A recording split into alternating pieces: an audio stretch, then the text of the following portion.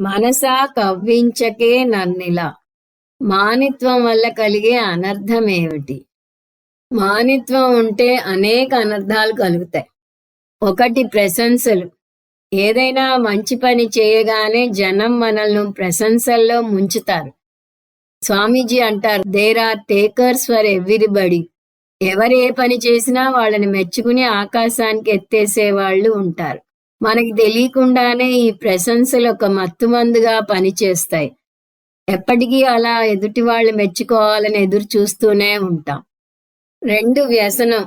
తాగుడు, మత్తుమందులకు బానిసవటం ఎంత వ్యసనాలో అంత వ్యసనం ఈ గర్వం పొంది అందరూ మెచ్చుకోవాలని ఎదురు చూడటం కూడా.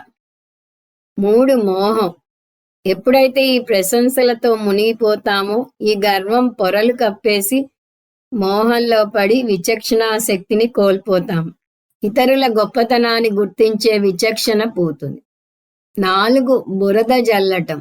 మనం పైకి రావటం కోసం అవతలి వారి మీద బురద జల్లటం లేదా వాళ్ళని కాలరాయటానికి కూడా వెనకాడం. అణగదొక్కి పైకి రావటానికి చూస్తాం. 5 అవమానం తట్టుకోలేం. ఎంతసేపు అందరూ మనని మెచ్చుకోవటానికి అలవాటు పడిపోయి ఏదైనా ఒక కార్యక్రమంలో పట్టించుకోకపోతే ఇంక దాన్ని తట్టుకోలేము. 6 ఎంత అనర్థం జరిగినా ఎదుటి వాళ్లకు క్షమాపణ చెప్పము. చిన్న కారణం వల్ల అహంకారంతో చివరిదాకా లాగుతాం. ఇదంతా గర్వం తలకెక్కటం వల్ల కలిగే అనర్థాలు.